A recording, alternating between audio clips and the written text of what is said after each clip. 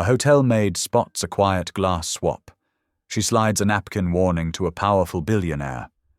He doesn't believe it. He grabs her wrist. Seconds later, another guest collapses. The room freezes. Was the warning real? Private tests hint at tampering. But the cameras tell a different story. An edited clip paints the maid as the villain. Sponsors pull out. Management wants a scapegoat. There's a hidden hand inside his own team, and a planted phone waiting to ruin her life. He can protect his image, or defend the truth. She can walk away, or fight for every worker no one sees. Who switched the glass? And why?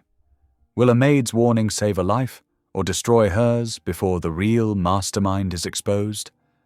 The crystal chandeliers of the Hale Grand Hotel ballroom cast golden light across polished tables as Grace Miller gave each wine glass a final inspection. Her keen eyes searched for any smudges or watermarks that might mar the evening's perfection. 24 years old and already an expert at the art of invisibility, she moved with practiced efficiency between the carefully arranged place settings, her fingertips barely brushing the tablecloths as she made minute adjustments to the silverware. The soft hum of the ventilation system and her quiet footsteps were the only sounds in the otherwise empty ballroom, a calm before the storm of tonight's charity gala. Pulling her small prayer notebook from her uniform pocket, Grace penned a quick note. "Thank you for double shifts. Please help Miguel's therapy go well tomorrow." The worn pages held her daily gratitudes and requests, mostly about her teenage brother's ongoing physical therapy after his accident. The spine of the little book was cracked from constant use, the corners softened from years of being carried everywhere.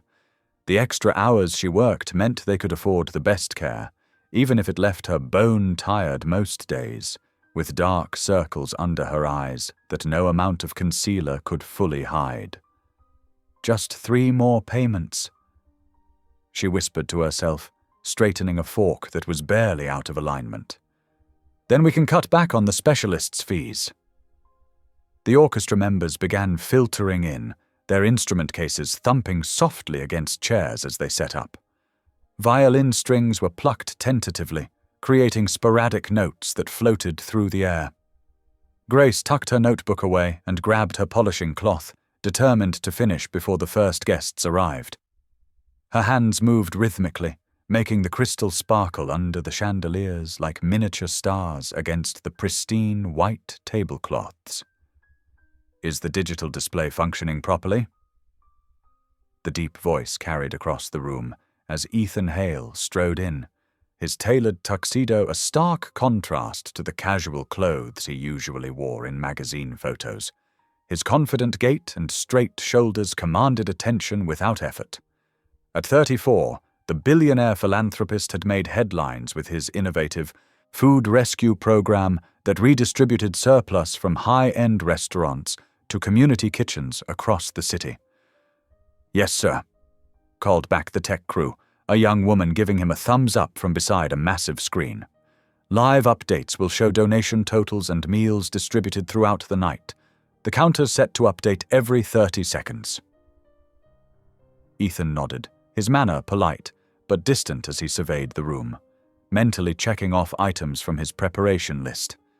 His fingers brushed unconsciously against his cufflinks, a nervous habit few would notice. His eyes passed over Grace as if she were part of the furniture, focusing instead on the centerpieces and lighting setup. She didn't mind. She preferred to work unnoticed, finding comfort in the shadows between spotlights. The first wave of guests began arriving in designer gowns and crisp suits, a symphony of expensive perfumes filling the air.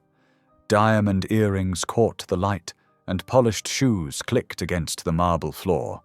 Laughter bubbled up as old friends greeted each other with air kisses and firm handshakes. Grace kept to the edges of the room, watching servers circulate with champagne trays. Something caught her eye. A younger waiter she didn't recognize handled Ethan's specially marked glass oddly, switching it with another when he thought no one was looking. Grace's heart quickened, her breath catching in her throat. The replacement glass had a slight oily sheen around the rim that wouldn't be visible to someone not specifically looking for it. More telling was the ring of condensation on the tray.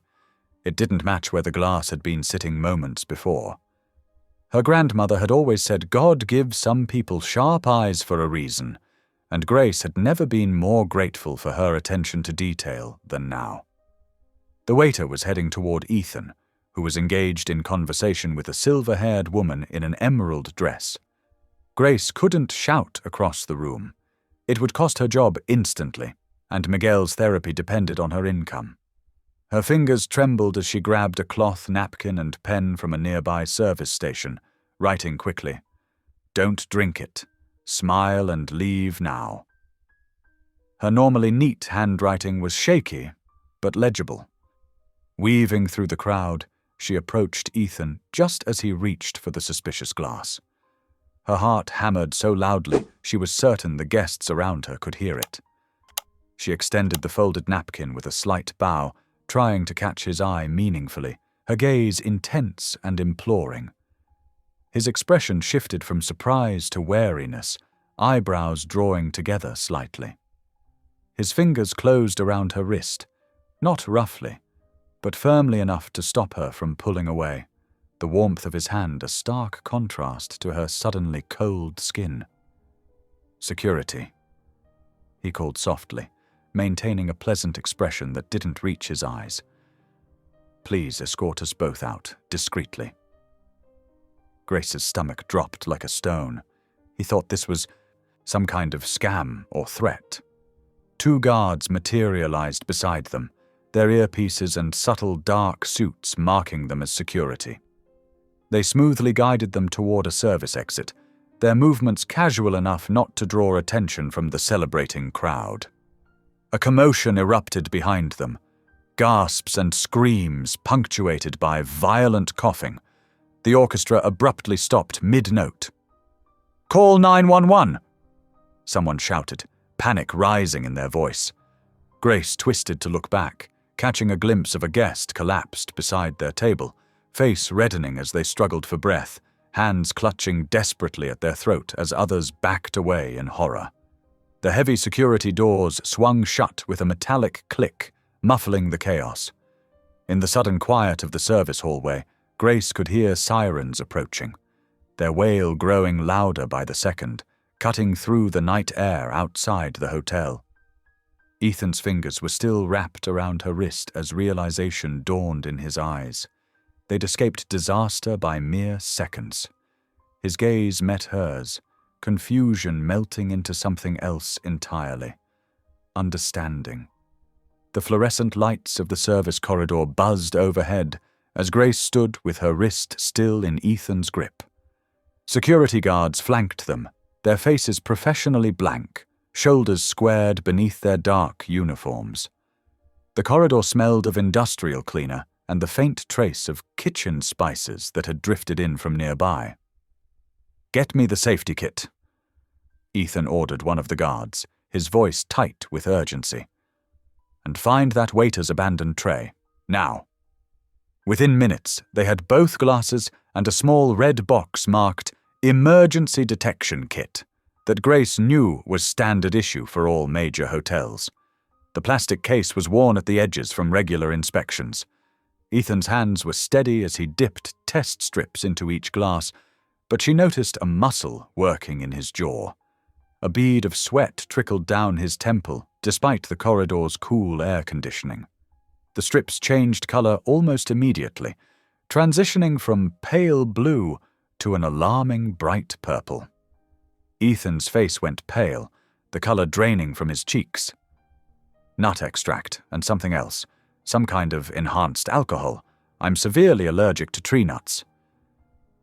He ran a hand through his dark hair, his composed facade cracking like thin ice on a spring pond. "If I had taken even a sip..." His voice trailed off as he swallowed hard, the implications hanging in the air between them. He turned to Grace, releasing her wrist where a faint red mark remained. "I owe you an apology. I thought Well, it doesn't matter what, I thought.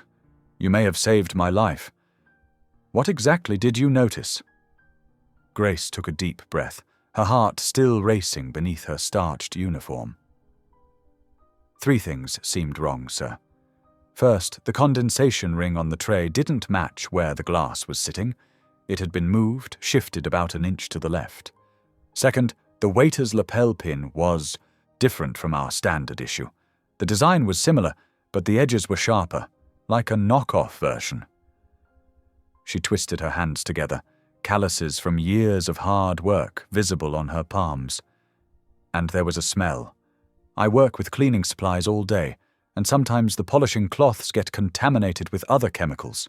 It had that same sharp chemical scent, like bitter almonds but stronger. Ethan nodded, impressed by her attention to detail. His eyes narrowed with new respect.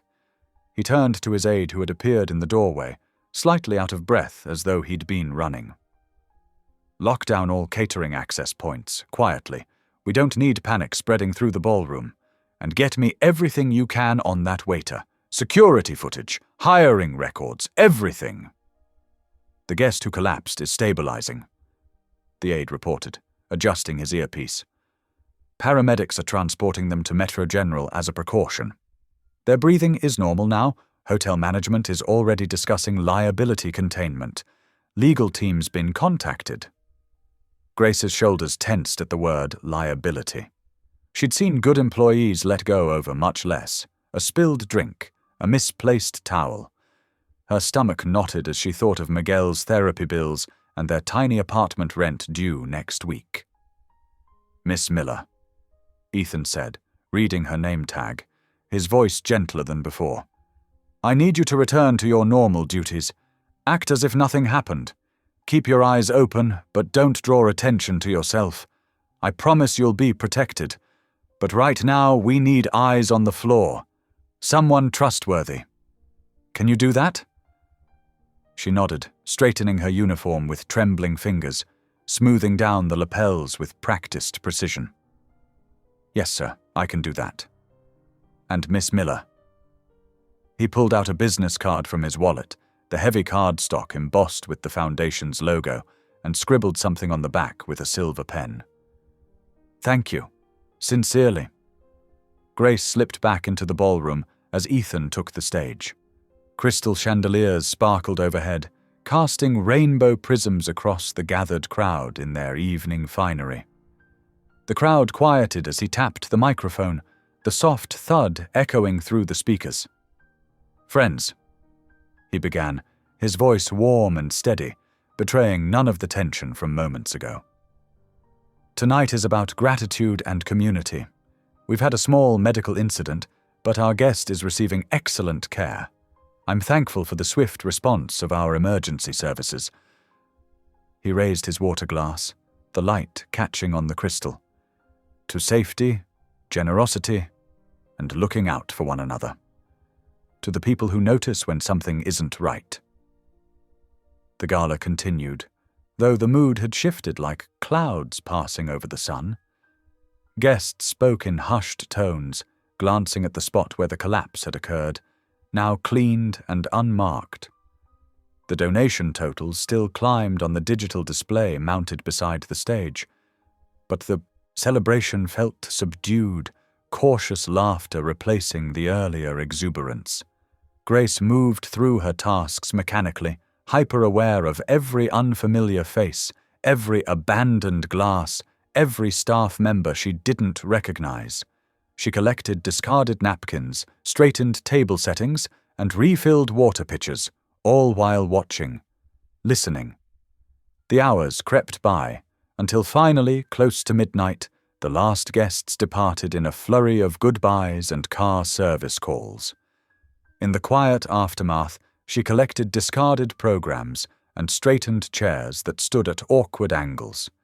Her feet ached in her sensible black shoes, and exhaustion pressed against her temples like a vice. The grand ballroom looked lonely now, the sparkle dulled without an audience. She clocked out at the staff station, her hand brushing the business card in her pocket. On the back, Ethan had written in neat, precise handwriting, "I was wrong. You were right. Thank you for your courage. Call if you need anything." She tucked the card into her prayer notebook alongside her brother's therapy schedule and the small handwritten list of daily mercies she'd observed. Today's list included blue sky outside staff window and Mrs. Hernandez brought extra tamales for break room. After a quick shower and change out of her uniform into worn jeans and a soft blue sweater, Grace pulled out her phone. Her fingers hovered over the keys before typing. "Safe. Coming home soon. Everything okay there? Love you." She knew Miguel would still be awake, probably doing his evening stretches, stubbornly pushing through the discomfort like he always did. Shouldering her bag, she stepped into the pre-dawn corridor. The hotel's night lights cast long shadows on the empty hallway, and somewhere in the distance, a vacuum hummed, the familiar sound oddly comforting. Her footsteps echoed on the polished floor as she headed toward the exit, wondering what tomorrow would bring and whether she'd just saved a man's life or lost her job, or both. The morning sun hadn't yet burned through the fog when Grace swiped her badge at 7 o'clock sharp. She'd swapped her evening shift to cover the post-gala cleanup, needing every hour she could get to keep Miguel's therapy schedule on track. Her arms still ached from yesterday's double shift as she pushed through the employee entrance. The lobby gleamed under fresh polish, hiding the previous night's chaos. A few early guests milled about the breakfast buffet, unaware of what had transpired in the ballroom mere hours ago. "Miss Miller." A security officer appeared at her elbow. "Management needs to see you, now." Her stomach dropped, but she followed him to the administrative wing. The office they led her to wasn't her usual supervisor's. It was bigger, with heavy wooden doors and thick carpet that muffled their footsteps. Inside, 3 people waited.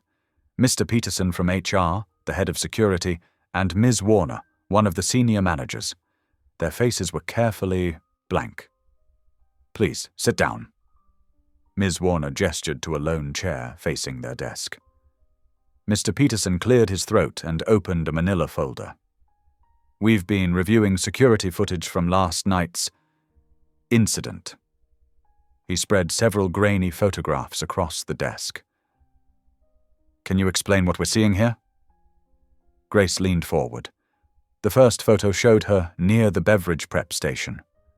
The second captured her alone with the suspicious tray. Her heart began to race. You're not showing everything," she said, her voice smaller than she meant it to be. "I was doing my assigned rounds. If you check the full footage, we're concerned about unauthorized access to guest refreshments," the security head cut in, "and your proximity to certain situations." "I was doing my job," Grace insisted, straightening in her chair. "Please, check the catering access logs. That waiter wasn't one of ours. His badge was wrong. I tried to warn Mr. Hale when I saw—" "Ah, yes, Mr. Hale." Ms. Warner's smile didn't reach her eyes. "Our biggest sponsor. Who needs a clean, clear explanation of events for his board and stakeholders? You understand how serious this is?" Grace's hands trembled in her lap. "I understand that someone tried to hurt him. I was trying to help." "That's one interpretation," Mr. Peterson said, but without conclusive evidence. The test strips showed. "Preliminary results can be unreliable." Ms. Warner interrupted. "We'll need to suspend you pending a full investigation." "But I didn't do anything wrong." Grace's voice cracked. "Please, just look at all the footage. Check the access logs. Talk to Mr. Hale." "We'll be conducting a thorough review," the security head said firmly. "Until then, we need to protect the hotel's interests." Across town, in a sleek downtown office, Ethan Hale sat in a similar meeting, though with considerably more comfortable chairs. "The optics are concerning," his lead counsel was saying. "A possible contamination claim, a collapsed guest, and interaction with staff that could be misconstrued. Misconstrued? Ethan frowned. She warned me about a legitimate threat. According to preliminary tests that could be challenged. Another lawyer cut in. We advise maintaining distance from hotel staff until this is resolved. Let their internal process play out. Ethan rubbed his temples. The memory of that chemical smell, how close he'd come to drinking from that glass. And if their process scapegoats an innocent employee? The brand has to come first, his PR director insisted. We're launching the food security initiative next quarter. We can't risk association with any hint of tampering. Ethan stood abruptly. I need to review things personally. We'll reconvene later. Back at the hotel, Grace sat in the break room, staring into a cold cup of coffee. Her phone showed 3 missed calls from Miguel, probably wondering why she wasn't home yet. How could she tell him she might lose her job? Ah, there you are, Majita. Mrs. Alvarez, the housekeeping supervisor, settled into the chair across from her. The older woman's face was lined with concern. She pushed a fresh cup of coffee toward Grace. They're going to suspend me, Grace whispered. They think I had something to do with... I know what they think, Mrs. Alvarez said firmly. I've been here 30 years. I've seen good people blamed when managers get scared. She reached across the table and squeezed Grace's hand. But I've also seen truth win out, even when it takes time. I can't afford to lose this job. Miguel's therapy. Doing right costs before it pays. Mrs. Alvarez said softly. But it always pays in the end. Always. She stood, straightening her crisp uniform. Finish your coffee. Then help me with the cart inventory. Work keeps the worry quiet. The afternoon crept by in a haze of counting linens and restocking supplies. As dusk painted the windows purple, Grace tied her apron one last time and double-checked the final cart's checklist. Her hands moved automatically, mind elsewhere, until her phone buzzed with an unknown number. Grace stared at the unknown number on her phone screen. Her thumb hovered over decline before a text message appeared. Ms. Miller, I'm David Chen, Mr. Hale's assistant. He'd like to meet regarding last night's events. Joe's Diner, 30 Mins. Safe, public location. Your choice. She bit her lip, weighing options, her stomach tightening with uncertainty. A second message arrived. Off-the-record discussion only. We want to help. Grace thought of Mrs. Alvarez's words about truth winning out, how the older woman had squeezed her hand and looked her straight in the eyes with that unwavering confidence. After a deep breath that did little to calm her racing heart, she typed, Okay, 30 minutes. Then she sent a quick text to Miguel. Working late. I'm safe. Don't wait up. She added a heart emoji, hoping it would reassure him. Joe's Diner sat on the corner of 4th and Pine, its neon sign buzzing and flickering in the evening air, casting pools of blue and red light across the rain-slicked sidewalk. Through the smudged window, Grace spotted Ethan Hale in a booth far from the entrance, jacket off, tie loosened, running his fingers through his usually perfect hair. He looked different from the polished executive she'd seen at the gala, more human somehow, with the weight of concern visible in the slump of his shoulders. A bell chimed as she pushed open the door, the warm smell of coffee and grilled onions washing over her. The night waitress, a middle-aged woman with faded blonde hair pinned up messily, barely glanced up from her crossword puzzle, pencil tapping against her bottom lip. Thank you for coming, Ethan said, gesturing to the cracked vinyl bench across from him. Coffee? Grace slid into the booth, her uniform still crisp despite her long day. Yes, please. They sat in awkward silence until the waitress brought 2 steaming mugs, the porcelain chipped at the edges but clean. Ethan added cream to his while Grace wrapped her hands around the warm ceramic, drawing comfort from its heat. I need to understand exactly what you saw. he said finally, his voice low and serious. Everything. Start with the lapel pin. Grace took a sip of coffee, organizing her thoughts as she had learned to do during years of detailed hotel work. Hotel staff pins are silver with blue trim, always.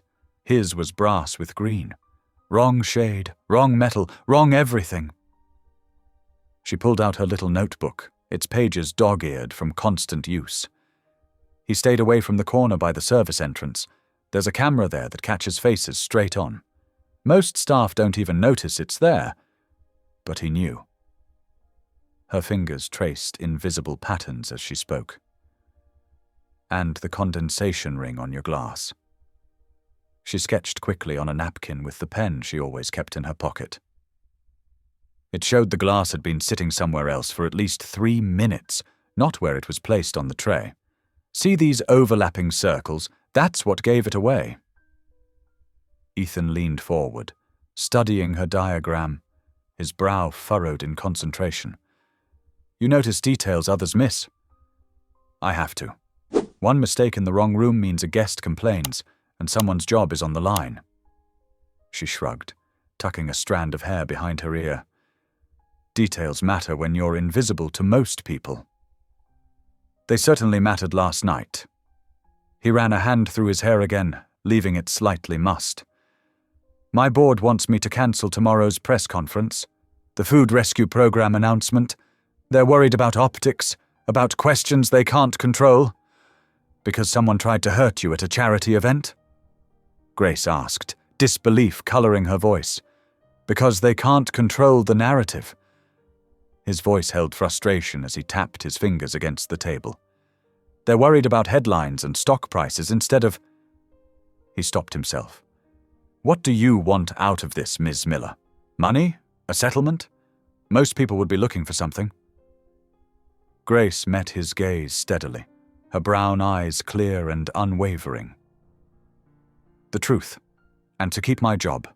My brother needs his physical therapy 3 times a week, and I need my paycheck to make that happen. That's all.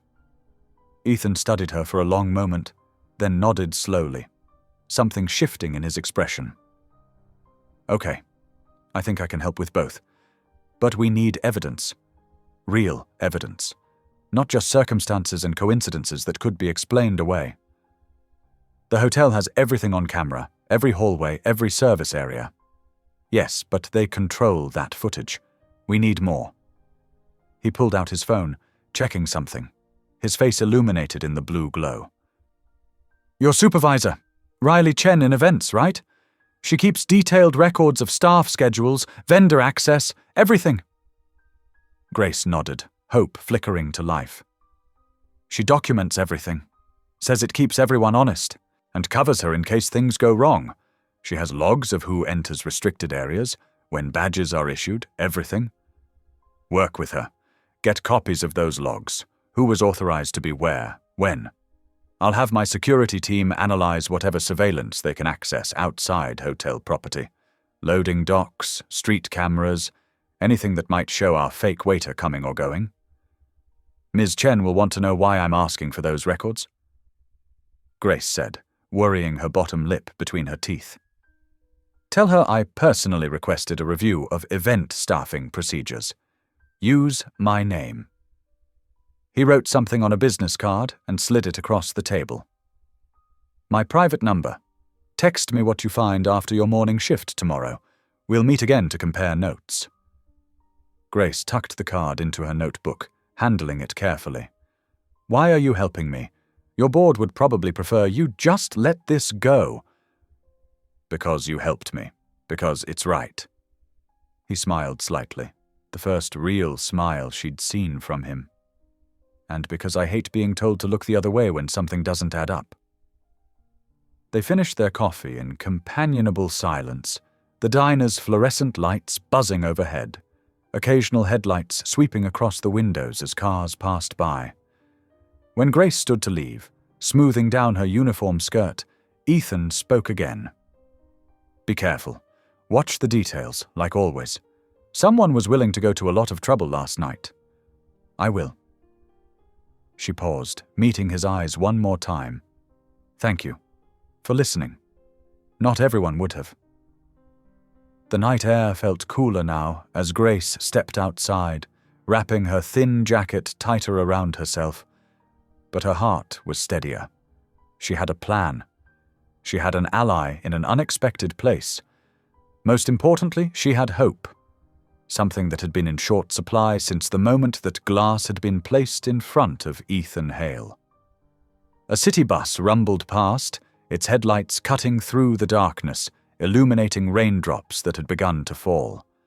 Grace checked her phone, almost 11:30, the screen glowing in the darkness. Just enough time to catch some sleep before her 5 a.m. shift, if she hurried.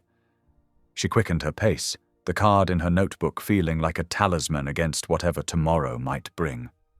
The sunrise painted the hotel windows in soft orange as Grace made her way through the morning room checks. Her cart squeaked along the quiet hallway of the executive floor, the familiar routine of fresh towels and turned-down beds keeping her hands busy while her mind raced. The weight of yesterday's events pressed on her shoulders, but she kept moving forward, one room at a time. Room 842 needed a full turnover. Grace worked methodically, stripping sheets, wiping surfaces, restocking amenities. Each movement precise, just as she'd been trained. Her fingers smoothed the crisp white linens with practiced efficiency, tucking corners with hospital precision. But today felt different. Today, she wasn't just cleaning rooms, she was gathering courage for what came next. Her grandmother had always told her that working with your hands cleared the mind for important decisions, and Grace needed that clarity now more than ever. The morning light strengthened as she polished the bathroom fixtures until they gleamed. She caught her reflection in the mirror, dark circles under determined eyes, and straightened her shoulders. This wasn't just about her job anymore. It was about what was right. By 9 o'clock, she'd finished her assigned section and headed to the staff offices.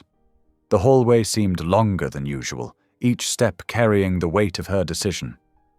Through the glass partition, she could see Riley Chen at her desk, surrounded by stacks of binders and post-it notes. Color-coded tabs peeked from folders, testament to Riley's meticulous organization.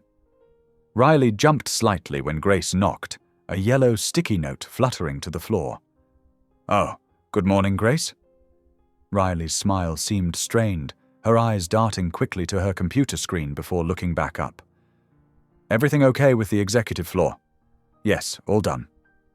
Grace closed the door softly behind her, the quiet click sounding final somehow. She twisted her hands together, then stopped herself. "Ms. Chen, I need your help. Mr. Hale asked for a review of the gala staffing procedures." Riley's hands twitched nervously on her keyboard. A small crease appeared between her eyebrows. "The gala? But management said that incident was closed. They told us not to discuss it anymore." Her voice dropped to barely above a whisper. "Please," Grace said quietly, leaning forward slightly. "I just need to see the temp agency roster, to confirm who was authorized to be there. There's something not right about what happened." Riley glanced at the door, then back at Grace. Her fingers drummed an anxious rhythm on her desk blotter. "They're watching everything right now. If I help and they find out..." She left the consequence unspoken, but they both understood what was at stake. "I know. I understand if you can't." Grace kept her voice gentle, not wanting to pressure Riley. "I wouldn't ask if it weren't important." Riley was silent for a long moment, fingers drumming on her desk. The wall clock ticked loudly in the stillness. Finally, she sighed and opened her computer. "Give me 5 minutes. I'll print the vendor list. There's a camera in the hallway, but not in here, so we should be safe." While Riley worked, Grace thought about Miguel, his bright eyes this morning, the determined set of his jaw as he practiced his exercises before school. His next therapy session was tomorrow, and after paying for last night's taxi home, her card would be stretched thin. The familiar knot of worry tightened in her stomach. She'd have to call the clinic during lunch, see if they could arrange a payment plan. Here. Riley handed her several sheets, the papers still warm from the printer. The complete roster from Premier Staffing.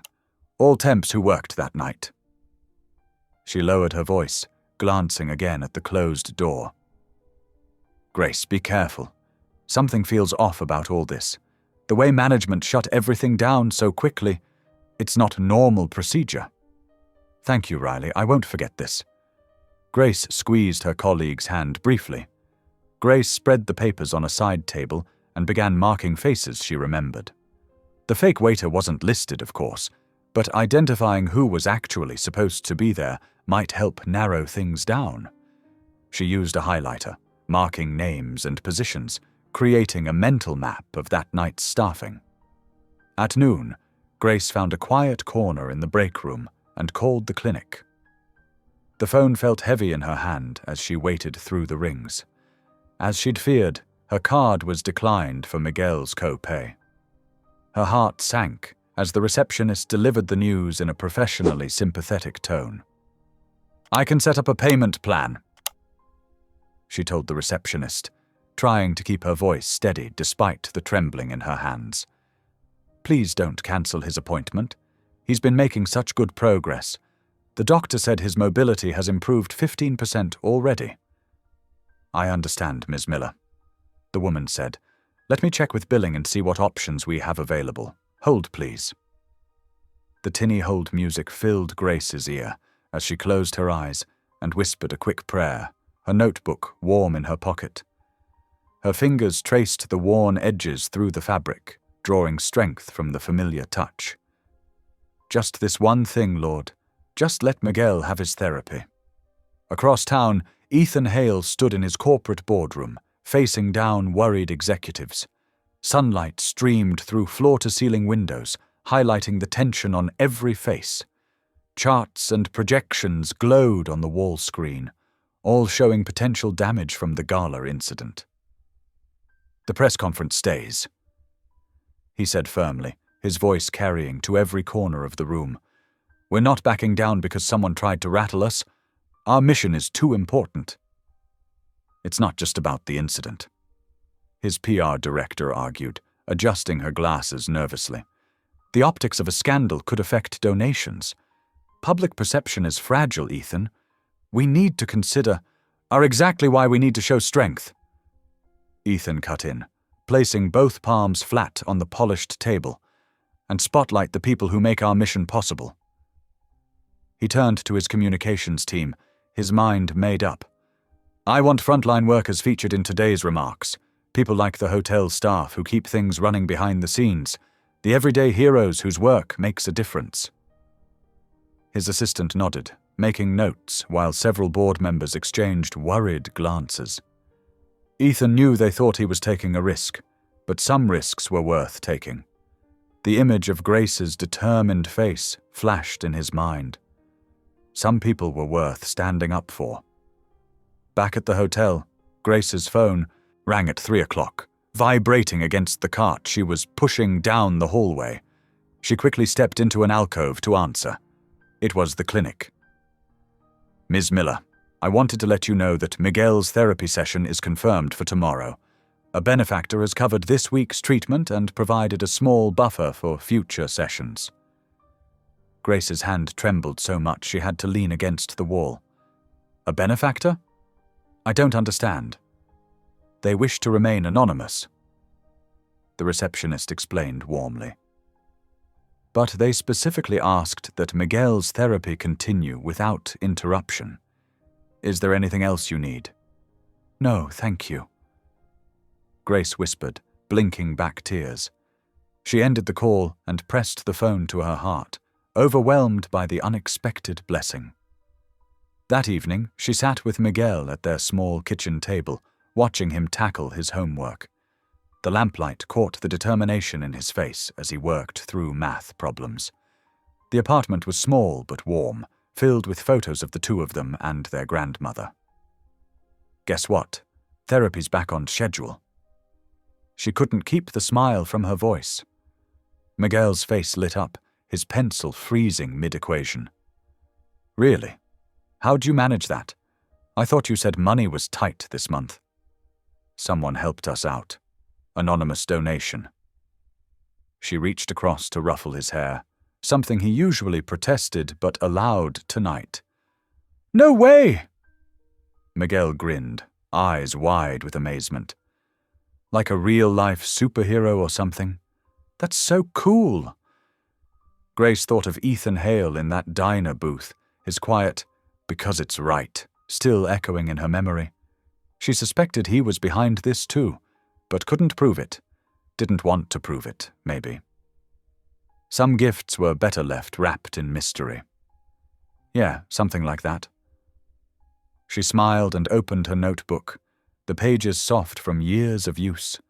She whispered her nightly prayer while Miguel returned to his homework. Thank you for watching over us. Help me repay this kindness somehow. Give me courage to do what's right. Later, after Miguel was asleep, his breathing deep and even from the bedroom they shared, Grace sat at the kitchen table with her notes spread out. The single overhead light cast long shadows as she worked. She'd marked everything that seemed important about the gala staff, but there was more to check. Vendor delivery passes, access codes for service entrances, security camera blind spots. She wrote each item carefully, building her list of what to search next, drawing circles and arrows connecting pieces of information. The clock showed nearly midnight. Outside, a car honked. Then silence returned. Grace gathered her things, carefully tucking her notes into her bag. She laid out her uniform and prayer notebook by the door, ready for tomorrow's early shift. Despite her exhaustion, a sense of purpose kept her moving. She set her alarm for 5 a.m., knowing tomorrow would bring new challenges. But for the first time since the arm incident, she felt she wasn't facing those challenges alone. As she turned off the kitchen light, her grandmother's words came back to her. Truth needs helpers, Gracie. Be brave enough to be one of them. The pre-dawn hotel corridors were silent as Grace slipped through the employee entrance at 5:30 in the morning. Only the hum of floor polishers and the distant clatter of early breakfast prep echoed through the service areas. The air held that peculiar stillness that belongs exclusively to the hours before sunrise, when the world seems to hold its breath before the day begins. Grace pulled her cardigan closer against the building's over-enthusiastic air conditioning as she made her way through the labyrinth of back hallways. Riley was already waiting in her office, 2 cups of coffee steaming on her desk, their rich aroma a welcome greeting in the early hour. I pulled everything I could find, Riley said, gesturing to a substantial stack of folders neatly arranged on her desk. Vendor logs, access records, uniform sign-outs. Even got the badge printer logs from security's night shift supervisor. Told him it was for a routine audit. She tapped her fingers nervously on the edge of the desk, her eyes darting to the door as if expecting someone to burst in at any moment. Grace settled into the chair across from Riley's desk, wrapping her cold hands around the warm coffee cup. The ceramic mug radiated comfort against her palms, grounding her for the task ahead. Thank you. I know this puts you at risk, too. Well, something's not right here, Riley said with quiet determination. And I've worked too hard to let someone mess with my staff records. She straightened her shoulders, the gesture revealing both her anxiety and resolve. Besides, nobody gets to throw one of my team under the bus on my watch. They spread the documents across Riley's desk, creating neat piles by category. The fluorescent lights overhead cast a clinical glow over their impromptu investigation. Grace pulled out her notebook, where she'd sketched the fake waiter's lapel pin, the page dog-eared from how many times she'd referenced it since that night. See, the real hotel pins have this slight curve on the bottom edge, she explained, pointing to a uniform inventory photo with a fingertip that trembled ever so slightly. The one I saw was completely straight. It looked right at first glance, but up close. No way it was official. Riley nodded, flipping through badge assignments with practiced efficiency. Her brow furrowed as she concentrated, the early morning shadows accentuating the worry lines around her eyes.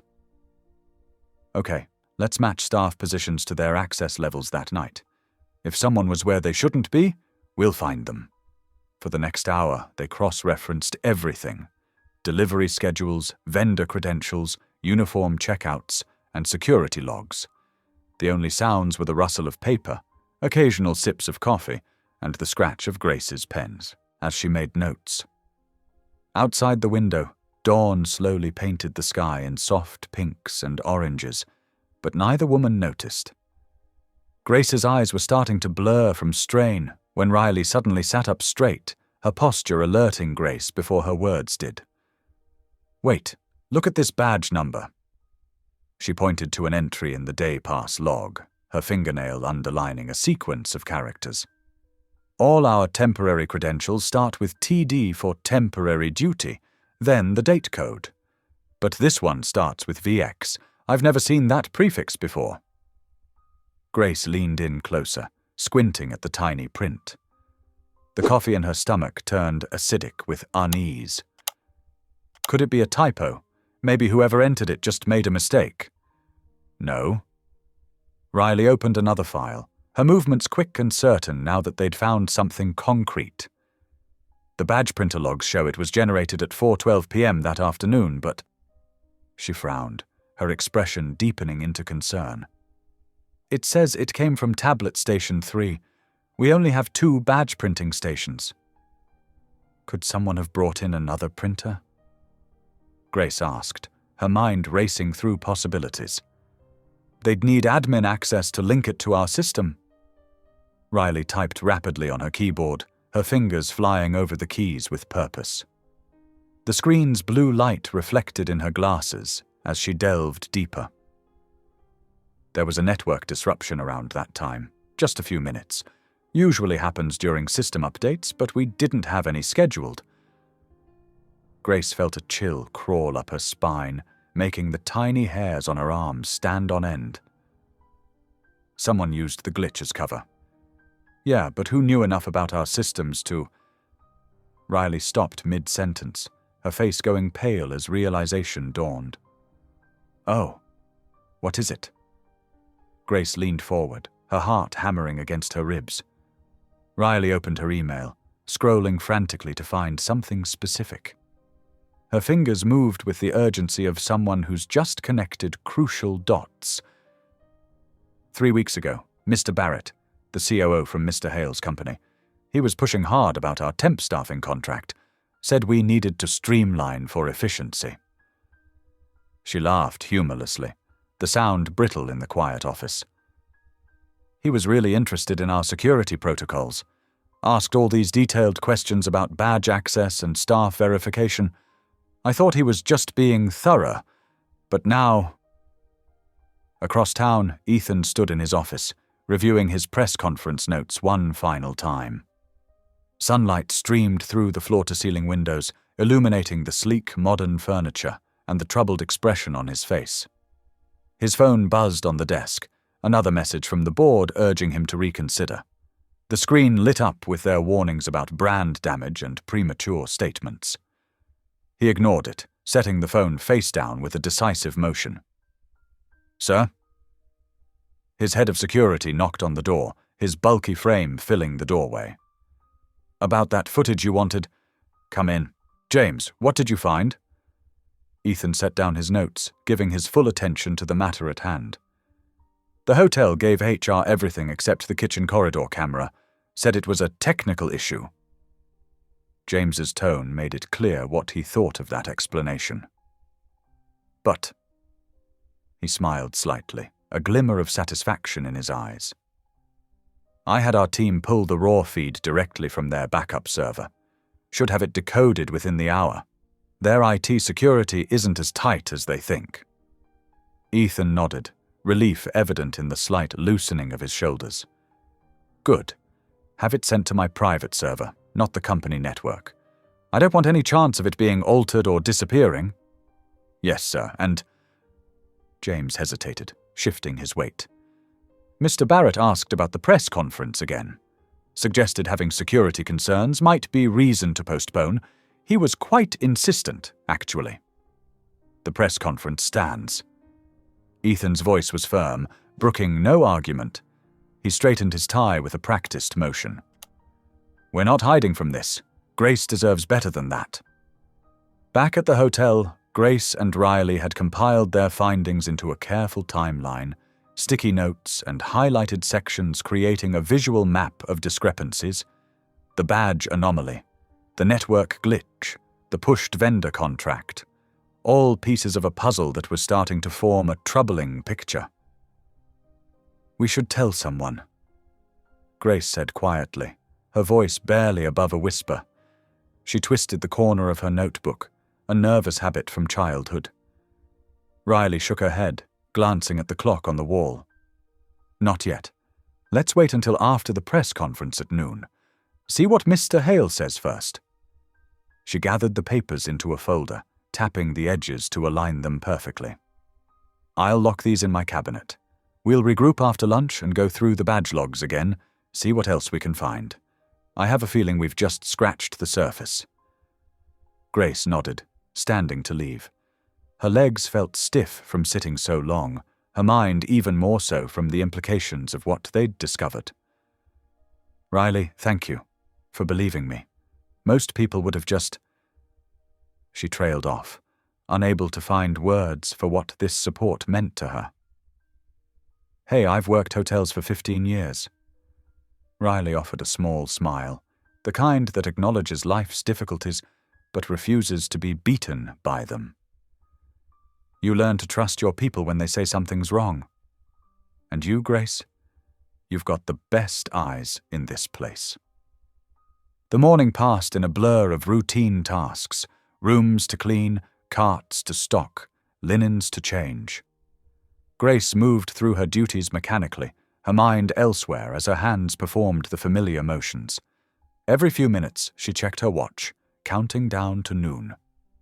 At 11:45, Grace noticed the TVs in the staff areas switching to news coverage.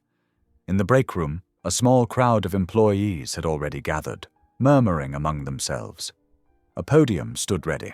On screen, microphones gleaming under the lights, camera flashes creating intermittent bursts of brightness. She paused in the laundry room doorway, eyes fixed on the screen, her hand clutching a stack of fresh towels against her chest like a shield. The room fell silent as Ethan stepped up to the microphones, his expression solemn but determined. Grace held her breath, the whole world seeming to pause with her as she waited to hear what he would say. The hotel staff lounge fell silent as Ethan Hale stepped up to the podium on the TV screen. Grace perched on the edge of a worn armchair, hands clasped tightly in her lap. The faint smell of coffee lingered in the air as every eye fixed on the flat screen mounted on the wall. Some stood with arms crossed, others leaned forward in their seats, all waiting to hear what would happen next in the drama that had engulfed their workplace. Good afternoon, Ethan began, his voice steady despite the cameras flashing around him.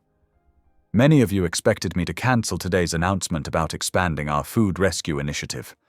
Instead, I want to tell you about heroes who don't wear capes. He paused, adjusting his tie with a slight tug that betrayed his nerves despite his composed exterior. The light caught the sheen of his tailored suit as he took a deep breath. In every hotel, restaurant, and workplace, there are people who notice the small things, a misplaced item, an unusual smell, a detail that seems off. They're the ones who keep us safe without fanfare or recognition, the everyday guardians most of us never even notice until we need them most. Grace felt her cheeks warm as several staff members glanced her way. She dropped her gaze to her hands, noticing how her knuckles had whitened from being pressed together so tightly. The housekeeper beside her gave a subtle nod of encouragement. 2 nights ago, at our charity gala, one such person prevented what could have been a tragic incident.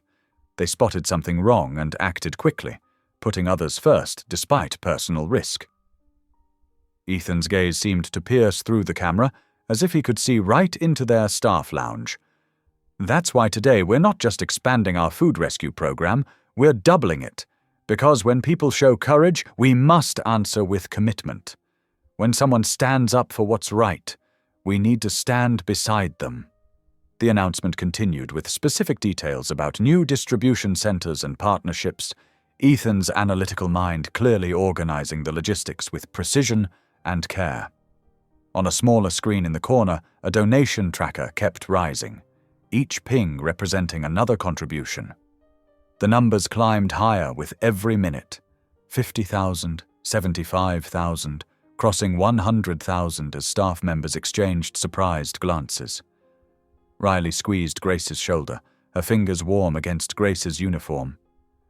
"Maybe decency still wins," she whispered, her voice hopeful for the first time in days.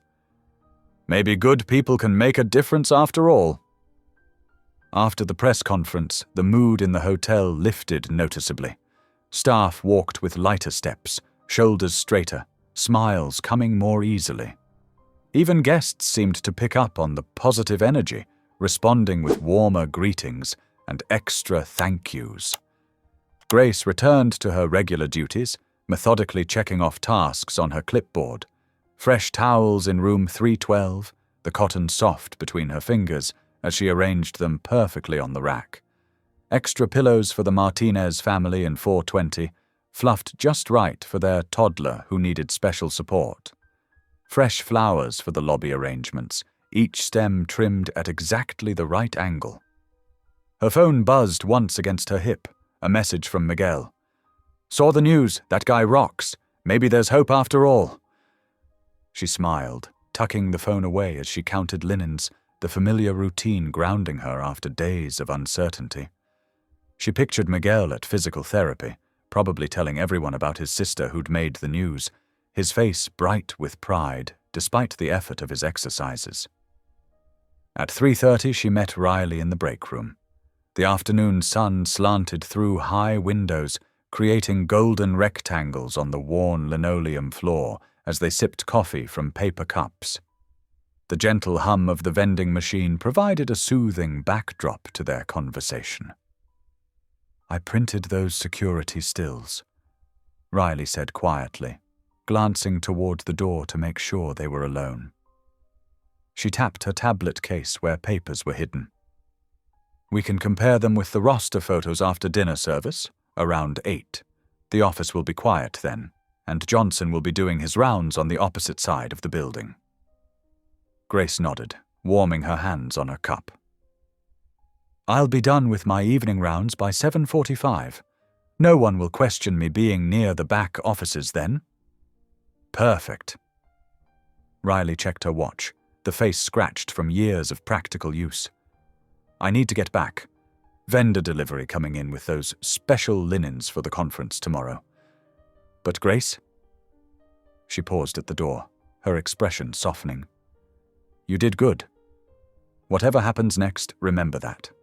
Some people go their whole lives without standing up when it matters."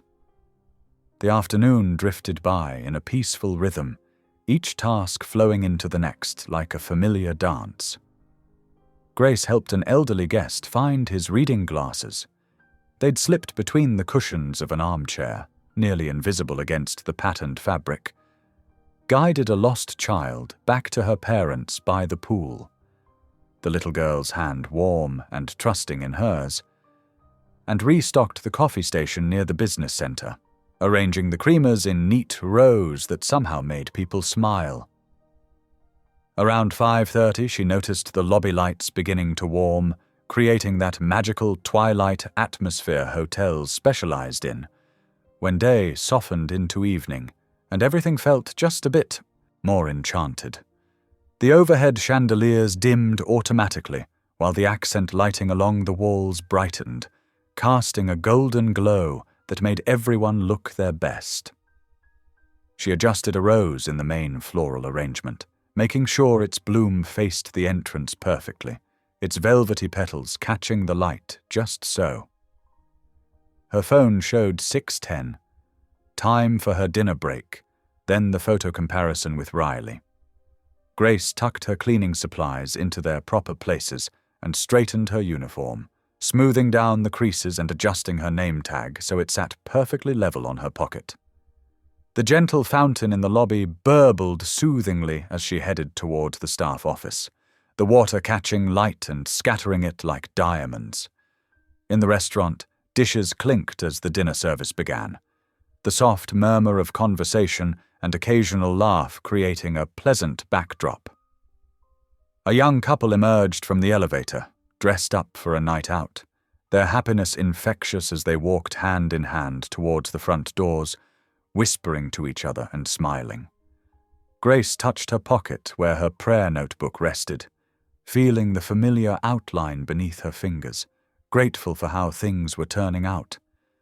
Inside those pages were all the small mercies she'd noticed each day, tiny moments of grace that reminded her the world was still good. Today she'd have a new entry to add. She reached for the staff office door handle, ready to tackle the next task, her heart lighter than it had been in days. The first viral clip hit Twitter at 6:15 p.m. By 6:30 it was everywhere, spreading like wildfire across social media platforms, each share multiplying the damage.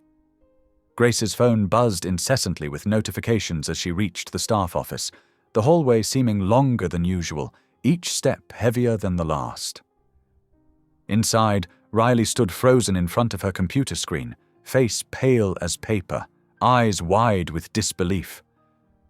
"Grace, you need to see this," she said, her voice barely above a whisper. The 14-second video showed Ethan gripping Grace's wrist at the gala, the footage grainy and zoomed in, the poor quality somehow making the interaction look more sinister than it was. Text captions scrolled across the bottom in bold, accusatory letters. "Billionaire CEO rough handles hotel maid." The next clip spliced in CCTV frames of Grace near the beverage station, deliberately cut to show only her presence there, with more damning text, then tries to blame her for drink tampering. The editing was clearly manipulative, cutting away the crucial moments that would have shown what really happened. But that's not... Grace's protest was cut short by her phone ringing in her hand, the screen lighting up with the hotel's main office number. Her stomach dropped. Hotel management wanted her upstairs immediately, the terse voice on the other end leaving no room for questions. In the executive office on the top floor, the atmosphere crackled with tension thick enough to touch. The hotel director, Mr. Patterson, a tall man with thinning hair and perpetually furrowed brows, stood behind his imposing mahogany desk, while the head of HR, Ms. Torres, sat primly beside him with a manila folder in front of her, her reading glasses perched on the end of her nose. "Miss Miller," Mr. Patterson began, not inviting her to sit, his voice clipped and formal. "In light of the situation, we're placing you on immediate suspension pending a full investigation." He wouldn't meet her eyes directly, focusing instead on a spot just past her shoulder.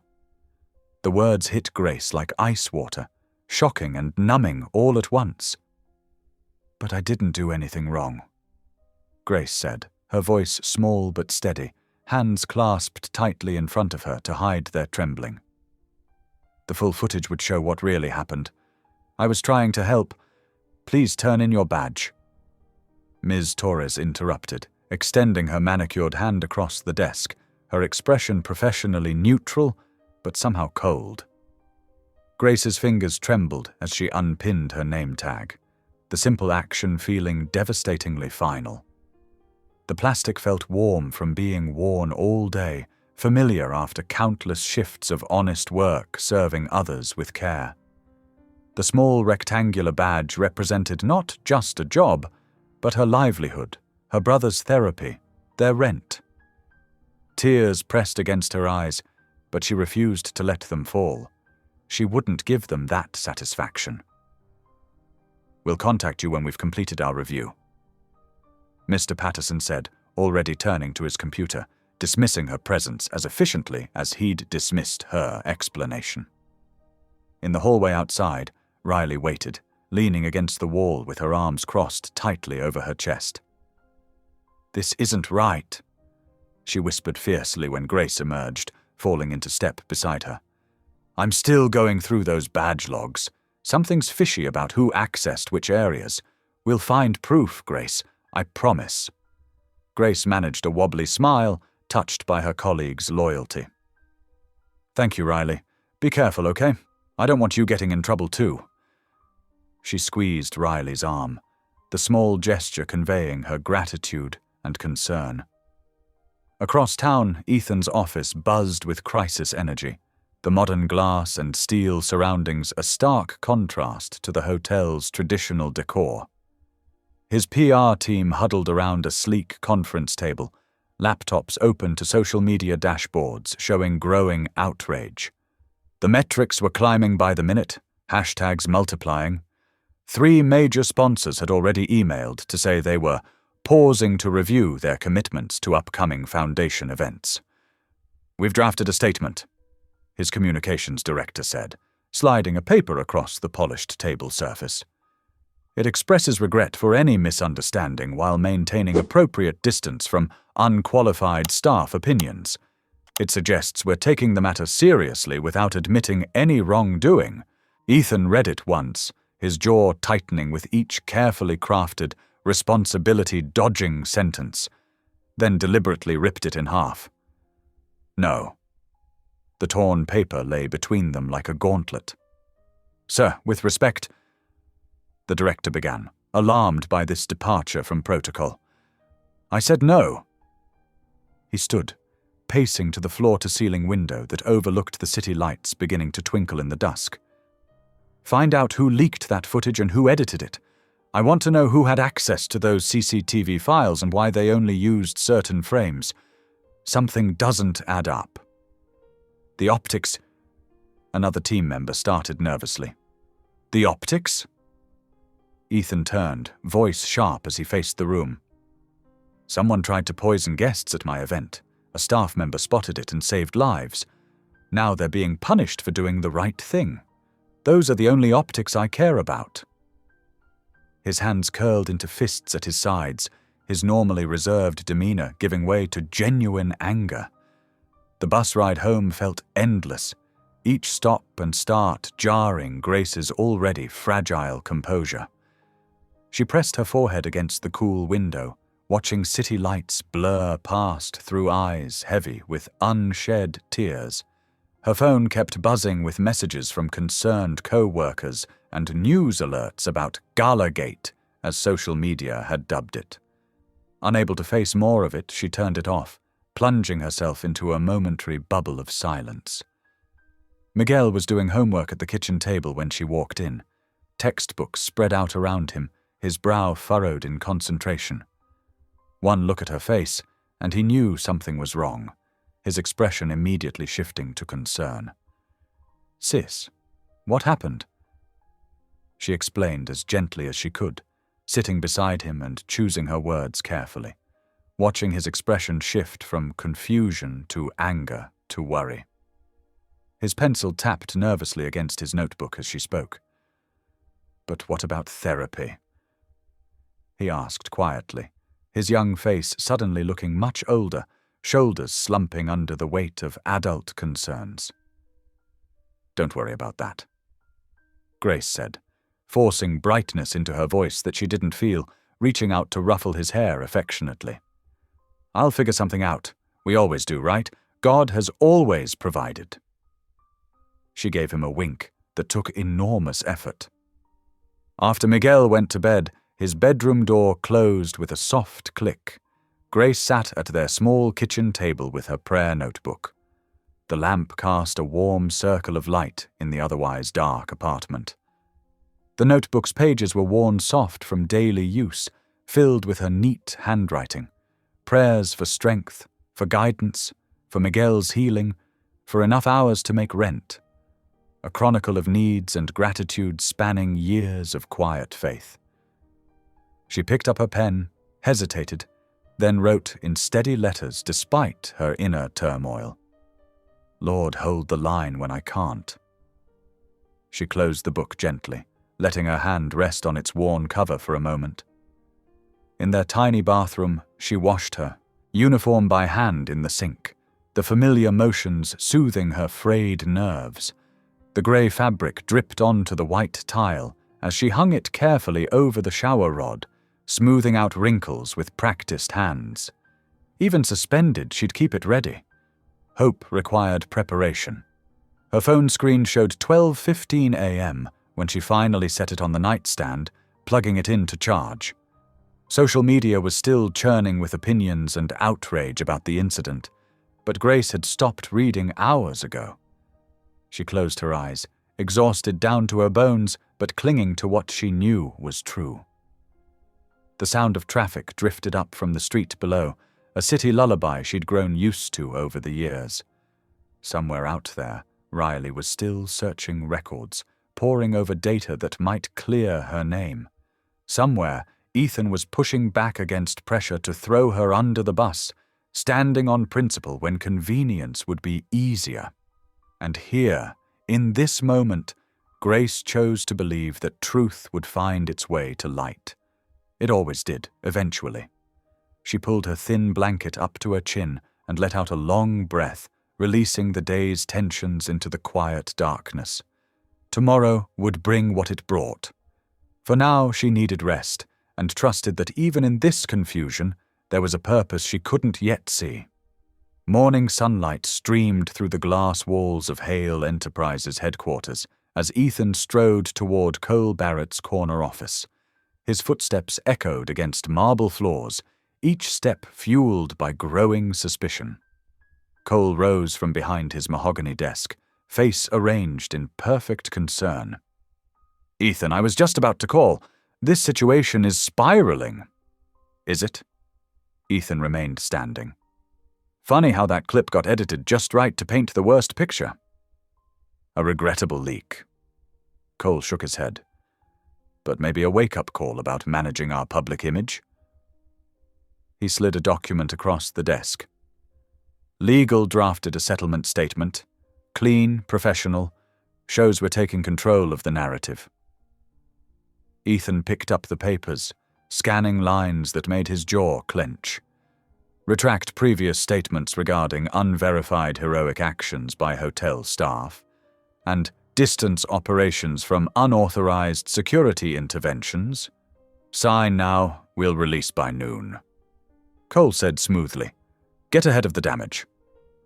But something caught Ethan's eye in the document properties.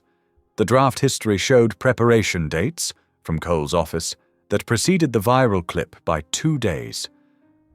"Interesting timing," Ethan said quietly, setting the papers down. "Almost like someone knew this would be needed."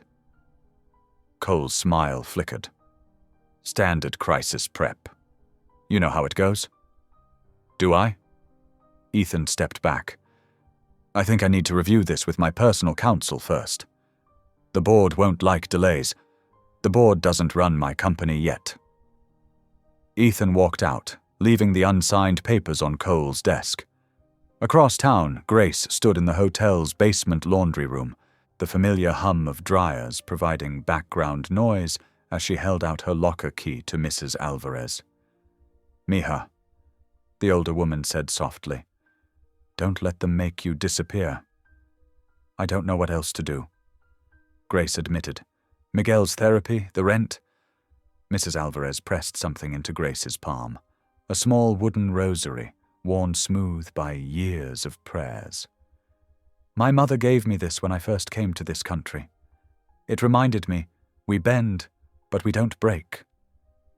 Grace's fingers closed around the beads. "Mrs. Alvarez, I can't take this." "You can and you will." The older woman's eyes were fierce with dignity. "Sometimes we need borrowed strength until our own returns." Grace's phone buzzed with a text from Riley. "Don't come in. Security searching carts, trucks, lockers. Working on records. Stay safe." Walking home, Grace's mind raced with options. She could look for work in the suburbs, somewhere nobody had heard about the viral clip. Miguel's therapy center was here, but maybe they could transfer his care. Start fresh, stay quiet, keep her head down. The park near their apartment was peaceful in the afternoon light. Grace sat on a bench, rolling Mrs. Alvarez's rosary beads between her fingers. A memory surfaced. Miguel, after his accident, refusing to give up on walking again. Sometimes the hard way is the right way, he'd said through gritted teeth. She pulled out her prayer notebook, words flowing. Lord, what serves truth? What serves others? What serves love? The answer came with surprising clarity. Running away would only let the lie stand. And lies, left standing, hurt more people down the line. Her fingers moved to her phone. I'm in. Tell me how to help. Riley's response came quickly. Meet after dinner rush. Fewer eyes then. We'll check cart inventory logs. Above, clouds gathered like bruises in the darkening sky. Grace tucked the rosary into her pocket, its weight a reminder that courage often came in small things. A wooden bead, a quiet no, a choice to stand firm when the easy path led elsewhere. She headed home to rest before the evening's work, each step a small act of defiance against those who thought truth could be buried under convenient lies. The first drops of rain began to fall as her phone lit up with Riley's detailed plan. 9 p.m. service entrance. We'll start with cart 217. 9 o'clock cast long shadows in the hotel's back service corridor. Grace followed Riley past rows of identical housekeeping carts, their metal frames gleaming dully under fluorescent lights that buzzed overhead like restless insects. The corridor's end created what staff called the bubble, a blind spot where the security camera's views didn't quite overlap, leaving a small sanctuary of privacy in the otherwise constantly monitored hotel. We park here during breaks, Riley explained in a hushed voice, her eyes darting nervously to the corners where cameras were mounted. Camera 1 ends at the fire extinguisher. See that red one, there. And camera 2 picks up past the supply closet with the blue door, about 8 feet of dead space between them. Management never bothered to fix it. Grace nodded, her fingers automatically reaching for Mrs. Alvarez's rosary in her pocket, feeling the smooth beads like touchstones of comfort. Smart place to plant something if you didn't want to be seen. Perfect spot if you're setting someone up. The air felt cooler here, slightly musty with cleaning chemicals and the faint scent of industrial laundry detergent. Their footsteps echoed softly on the polished concrete floor as they approached cart 217, Grace's old cart. It sat exactly where she'd left it 2 days ago, cleaning supplies still neatly arranged on top in the precise order she always kept them. The familiarity of it made her heart ache with a pang of loss. Riley pulled on latex gloves from her pocket with practiced efficiency, her event manager's attention to detail showing in this precaution. She carefully lifted the plastic liner, trying not to disturb anything that might be evidence. There. Grace pointed to a small bundle, secured with black electrical tape, nestled beneath hotel-issued towels. Her heart pounded against her ribs like a trapped bird as Riley peeled back the tape with careful fingers, revealing a cheap burner phone, the kind sold in convenience stores with no questions asked. Riley's hands trembled visibly as she turned it on. The screen lit up with a harsh blue glow that illuminated their concerned faces, displaying a series of text messages with timestamps, delivery schedules, and what looked like computer access codes, evidence that made Grace's blood run cold. These match the network outage time. Riley whispered, her voice barely audible. When that weird badge got printed with the wrong access levels. She looked up at Grace, face pale as hotel linens. Someone's trying to... Don't move. A deep voice made them both jump. Officer Marcus Chen rounded the corner with the controlled urgency of a man who'd responded to countless hotel incidents, his hand already on his radio. Step away from the cart, now. Officer Chen, Riley started, straightening her shoulders with professional composure. I can explain what we're doing. Got an anonymous tip about suspicious activity in this exact location. He moved closer, eyeing the phone in Riley's hand with practiced suspicion. What's that device? We just found it, Grace said steadily, calling on the calm dignity she'd learned from Mrs. Alvarez over years of dealing with difficult situations. Someone planted, place it on the cart and step back.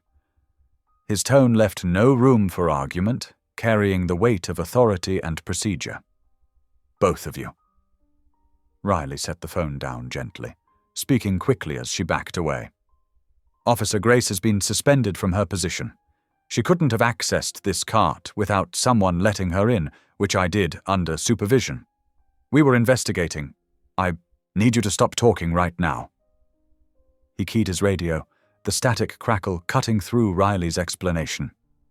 Dispatch, this is Chen. Need backup and detectives at Hale Grand, service level. Possible evidence in the tampering case. 2 suspects detained. Grace's stomach turned to ice as he read her rights in a practiced monotone. The handcuffs felt cold and impossibly heavy against her wrists, metal symbols of a nightmare becoming reality.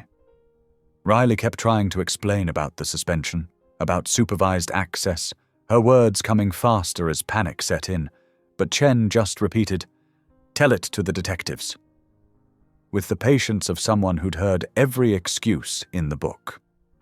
They walked through the hotel's back halls, past startled housekeepers who stopped their work to stare, and wide-eyed guests who quickly averted their gaze. Grace kept her chin up despite the burning shame that colored her cheeks.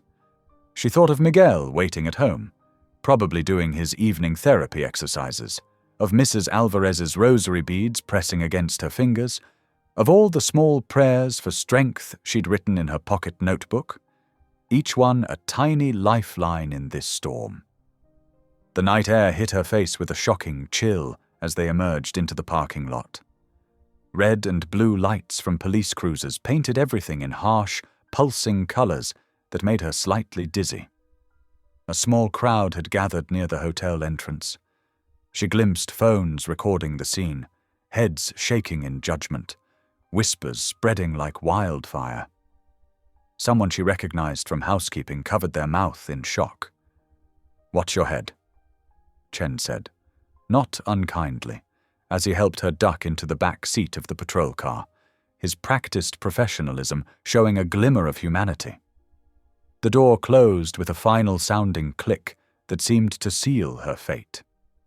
Through the window's safety mesh, Grace watched the hotel lights blur into streaks as they pulled away, carrying her toward the precinct and whatever waited there. The rosary beads pressed against her hip through the fabric of her uniform pants, a small reminder that truth, like faith, survived darkness and would eventually find its way to light. The city lights streamed past, each one a bright pinprick in the growing night, some steady, others flickering like uncertain hopes. Grace sat straight-backed in the patrol car's rear seat, hands cuffed but spirit unbowed as they merged into evening traffic.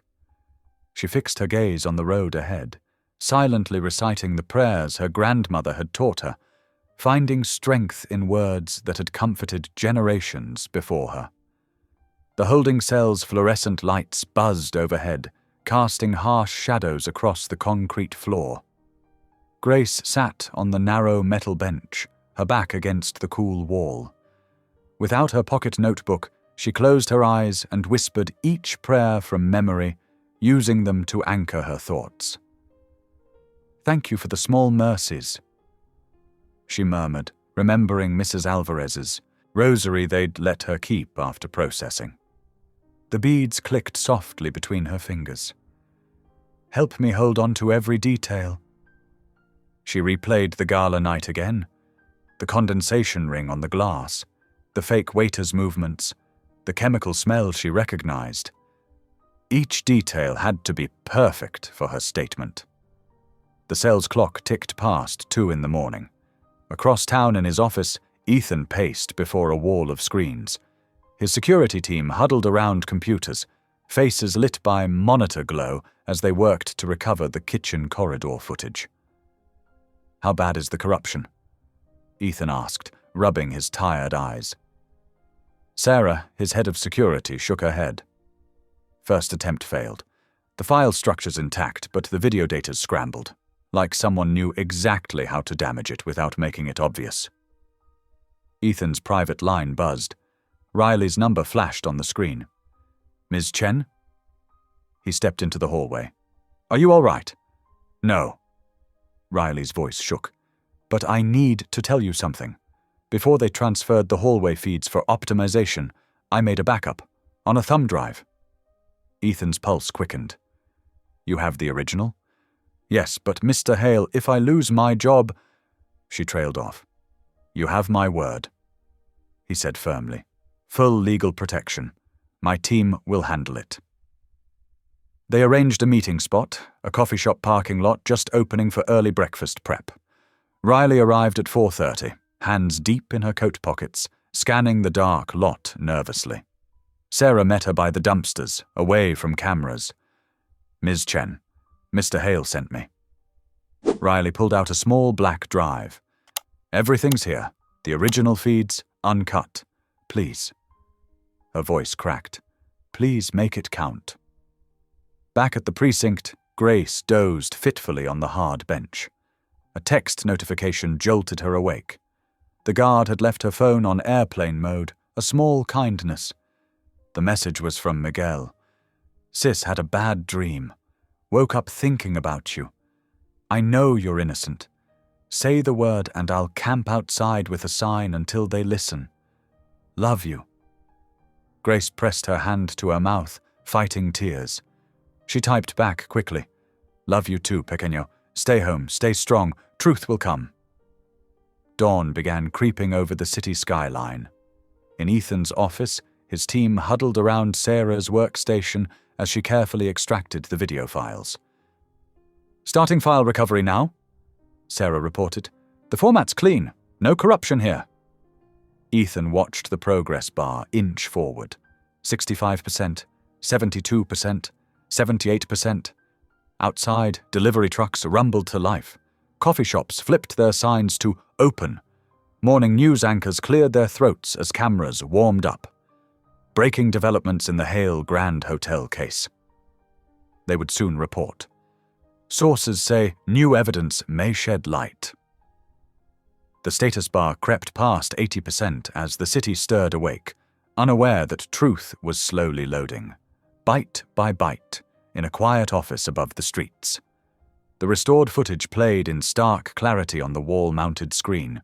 Sarah froze the frame as Cole Barrett appeared in the kitchen corridor, his expensive suit unmistakable. The timestamp matched perfectly with Grace's account. "Play it again," Ethan said quietly, his jaw tight. The scene unfolded once more, Cole checking his watch, giving that subtle nod to the fake waiter, who then collected the specific tray meant for Ethan's table. The body language was practiced, deliberate. "That's our smoking gun," Sarah said, pausing on Cole's face. "The metadata shows no tampering. This is the original feed." Ethan turned to his legal team, who had been taking rapid notes. "I want full whistleblower protection for Riley Chen, ironclad, and prepare a complete public disclosure, everything we have." "Sir," his lead counsel stepped forward. "The board will want to negotiate terms first. Manage the—" "No." Ethan's voice was steel. "No more managing. No more spin. We're doing this clean." He turned to his communications director. "Set up a live stream. Hotel steps, noon today.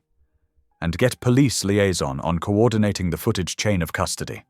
Everything by the book." The room burst into activity. While his team made calls, Ethan stared at the frozen image of Cole. Years of friendship, betrayed for what? Power? Control? Across town at the precinct, Grace sat in a processing room as an officer explained her release terms. "The evidence is under active investigation," he said, shuffling papers. You'll need to remain available, but pending further review, you're free to go." Grace's hands trembled as she signed the forms. Her uniform had been returned, neatly folded. She changed quickly in the bathroom, smoothing the familiar fabric with shaking fingers. Walking toward the precinct exit, she heard Miguel's voice before she saw him. "Sis!" He was there in his wheelchair, grinning, with Mrs. Alvarez standing beside him like a protective guardian angel. Grace rushed forward, hugging them both. "How did you—" "I drove him," Mrs. Alvarez said simply. "Some things matter more than shift schedules." Grace's phone buzzed, a text from Riley. "From EH, hold steady. We have the truth." Back at the hotel, media vans were already pulling up. Security teams configured barriers while technicians ran cables for the live stream. Ethan's staff distributed press packets, each containing a USB drive with the full, authenticated footage. Inside, Ethan reviewed his remarks one final time. No teleprompter, no carefully massaged messaging. Just truth. His phone lit up with board members' names, one after another. He declined each call. This wasn't about stock prices or damage control anymore. This was about right and wrong. "Sir." His aide appeared. "Live in 15 minutes. The technical team is ready."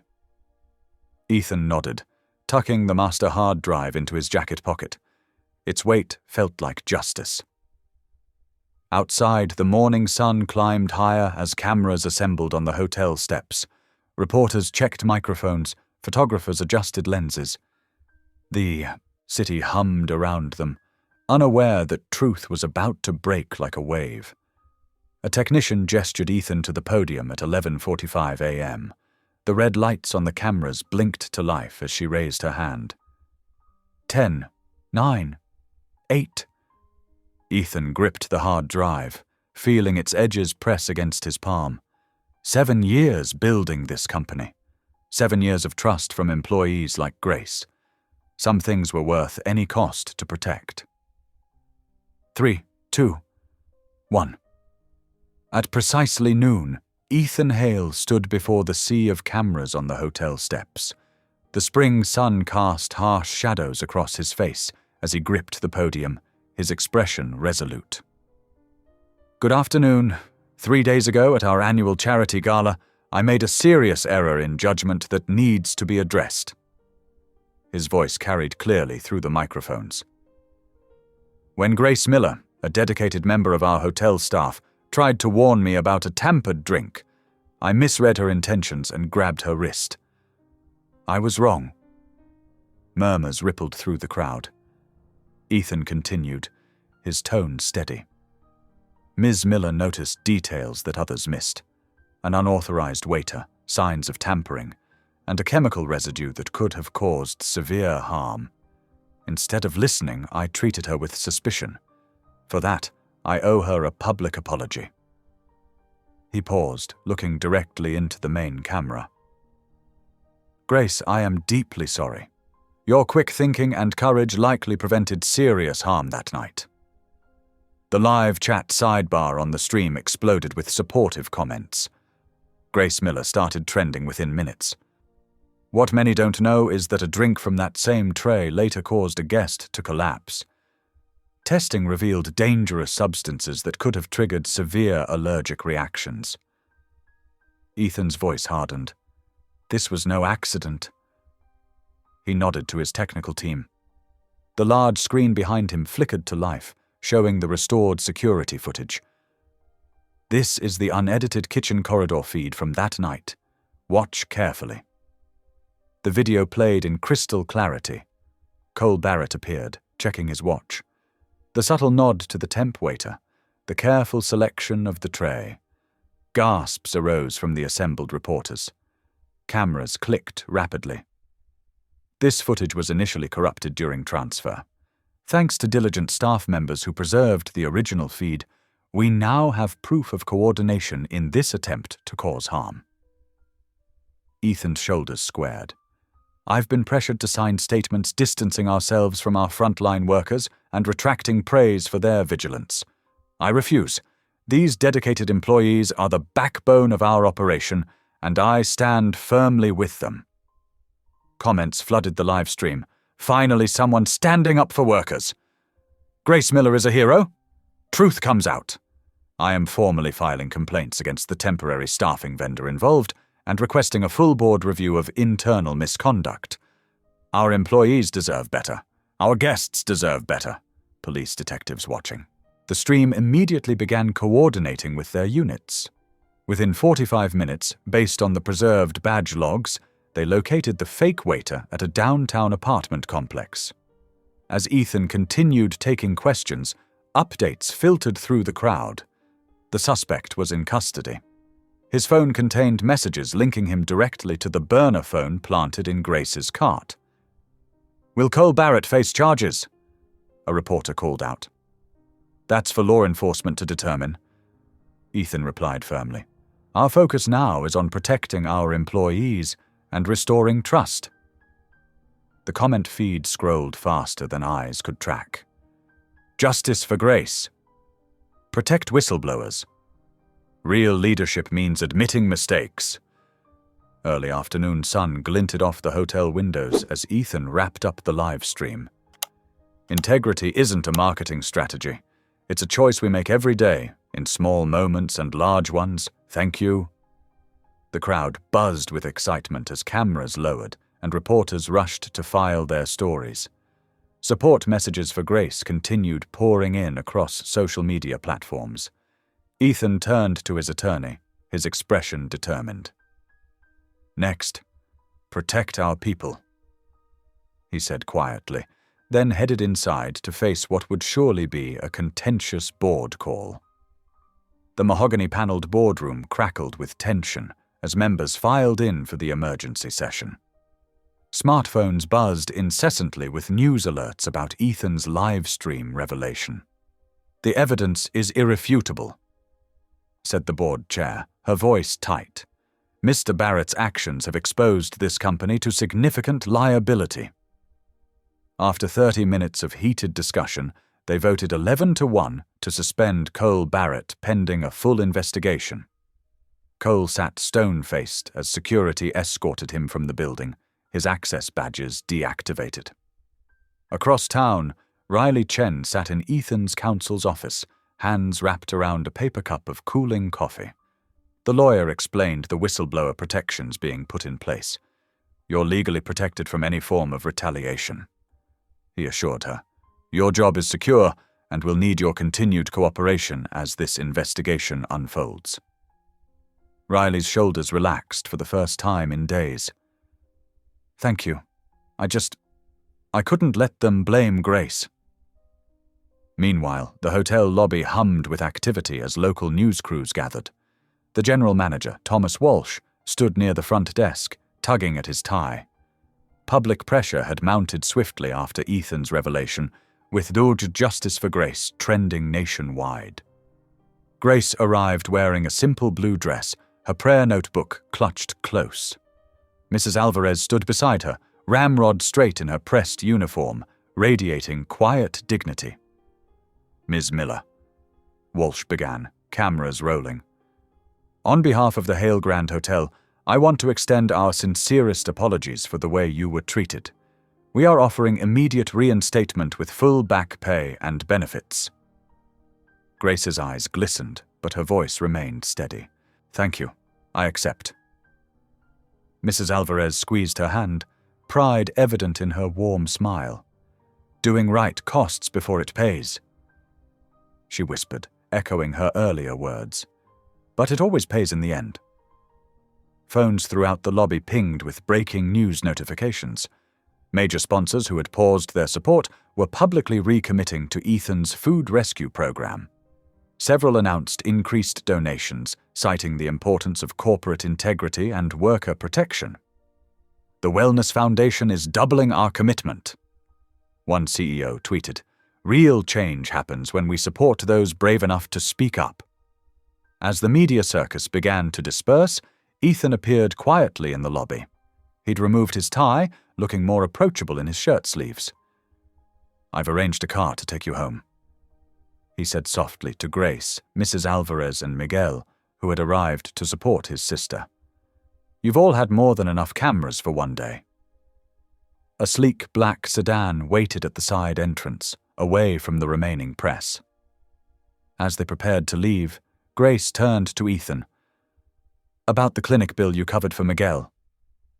She started. Ethan held up a hand, but Grace continued. "I want to repay every cent." A gentle smile crossed his face. "Then help me help everyone else." Mrs. Alvarez beamed at the exchange, squeezing Miguel's shoulder as he grinned at his sister. Before Grace could step into the car, Ethan added, "Tomorrow evening, we're hosting a community dinner at the Food Rescue Hub to honor the people who help keep this city safe." His eyes met hers. "Will you come?" The evening sky had deepened to a rich purple, city lights twinkling to life around them. Grace nodded, a quiet yes crossing her lips. The car door closed with a soft thud, and the sedan pulled away into the gathering night, leaving the day's drama behind. The late afternoon sun slanted through the Food Rescue Hub's tall windows, casting warm light across tables stacked with recovered groceries. Volunteers in bright aprons moved efficiently between stations, sorting fresh produce, checking expiration dates, and preparing items for distribution. The space hummed with purposeful energy. At the center of the warehouse floor, a long table stretched beneath strands of unlit string lights. White tablecloths draped to the concrete floor, and mismatched chairs, some borrowed, some donated, created an intimate, home-style feel. Vases of simple daisies dotted the length of the table. Grace stood near the entrance, taking in the scene. She wore a simple navy dress, her prayer notebook tucked in her purse. Miguel fidgeted beside her in pressed khakis, eyeing the busy intake station where volunteers checked in arriving donations. "You'll do great," Grace whispered, squeezing his hand. Mrs. Alvarez arrived wearing her Sunday best, a silver cross gleaming at her throat. She hugged Grace tightly. "Look how far we've come, mihija." The room gradually filled with hotel workers, food bank, volunteers, and community members. Riley Chen waved from across the room, where she helped arrange place settings. The atmosphere felt like a family gathering, warm, informal, full of quiet joy. Ethan stepped to a small podium, his usual suit replaced by a casual button-down and slacks. The crowd settled, conversations dying to a murmur. "Thank you all for coming," he began. "This past week taught us something crucial. Safety and dignity at work depend on every person feeling empowered to speak up when something's wrong." He paused, making eye contact with Grace, and having systems in place to protect those who do. He outlined the new Hospitality Guardrails program, a comprehensive initiative providing specialized training for front-of-house and housekeeping staff across the city. "We're establishing grants for hotels to implement tamper recognition protocols and clear escalation paths that protect workers who report concerns." Murmurs of approval rippled through the crowd. Several housekeeping staff nodded emphatically. "Additionally," Ethan continued, "we're creating scholarships for hospitality workers to pursue safety certifications and advance their careers, because investing in our people is investing in everyone's security." He turned toward Grace. "Which brings me to our final announcement. We're launching an Everyday Heroes initiative to identify and support the quiet champions in our industry, the ones who notice the small, wrong things and have the courage to speak up." Grace's eyes widened as Ethan gestured for her to join him. "Grace Miller showed us what one person's integrity can do. I'm asking her to lead this program, identifying nominees across the city and helping us build support systems for frontline workers." The crowd erupted in applause. Grace stepped forward, her voice steady despite her racing heart. "I'd be honored, and I'd like to nominate our first everyday hero, Mrs. Alvarez, who taught me that doing right costs before it pays, but always pays in the end. Mrs. Alvarez pressed a hand to her heart as people clapped and cheered. Tears glistened in her eyes. Near the intake station, Miguel shifted uncertainly in his new volunteer apron. A gentle-faced supervisor showed him how to check in donations and sort them by type. His hands trembled slightly as he handled the first box. Someone in the crowd called out encouragingly, "You've got this, Miguel!" Others joined in with supportive words as Miguel carefully made his way across the warehouse floor. His steps were measured but determined, each one steadier than the last. At the far wall hung a brass bell, a tradition for celebrating first days and fresh starts. Miguel reached for the bell's rope, his face breaking into a brilliant smile as the clear tone rang out across the hub. The crowd erupted in cheers and applause. Tables filled as volunteers began serving dinner family style. The string lights overhead flickered to life, casting a warm glow as twilight deepened outside the windows. Laughter and conversation flowed freely. Mrs. Alvarez dabbed at her eyes with a napkin, while Riley raised a water glass in her direction. Miguel sat between two veteran volunteers who showed him their sorting techniques. Grace watched it all, her heart full. In her purse, her prayer notebook held fresh entries of gratitude. The dinner service moved smoothly into dessert as servers appeared with trays of cookies and fruit. Ethan stepped away from the main table, catching Grace's eye and gesturing to a quiet corner. He waited there, hands in his pockets, as conversations and laughter continued to fill the transformed warehouse space beneath the twinkling lights. As dessert plates were being cleared, Grace made her way toward Ethan, who stood studying a freshly mounted display board labeled "Everyday Heroes" near the hub's entrance.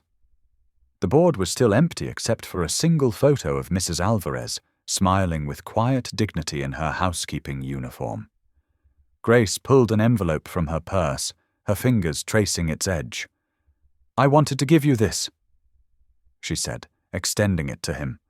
Ethan accepted the envelope, noting the careful way she'd written his name.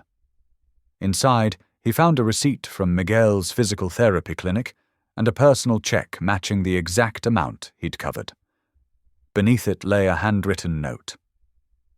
"Thank you for believing in everyday heroes. I promise to honor this program's mission and help others find their voice. Grace." His expression softened. "You didn't have to do this." "Yes, I did," Grace replied firmly. "It matters that I stand on my own." Noticing her prayer notebook resting on a nearby chair, Ethan picked it up and tucked the receipt inside. Then, after a moment's hesitation, he slipped a small card between its pages. Grace watched curiously but didn't open it right away. Later, she would find his message. "Thank you for saving a life I didn't know how to live yet." The hotel's general manager approached them, his usual authority tempered by humility. "Ms. Miller, I wanted to personally reiterate our sincere apology for how you were treated. Your integrity has made us better." "Thank you," Grace responded simply, accepting the words with grace. Across the room, volunteers began gathering for a group photo. Mrs. Alvarez stood in the center, holding her First Everyday Hero plaque with tears glistening in her eyes. Riley joined her, along with other hotel staff who had supported the truth. Miguel wheeled a final sorting cart into place, then rolled over to join the group. His therapist, who had been invited to the dinner, gave him a thumbs up from the sidelines.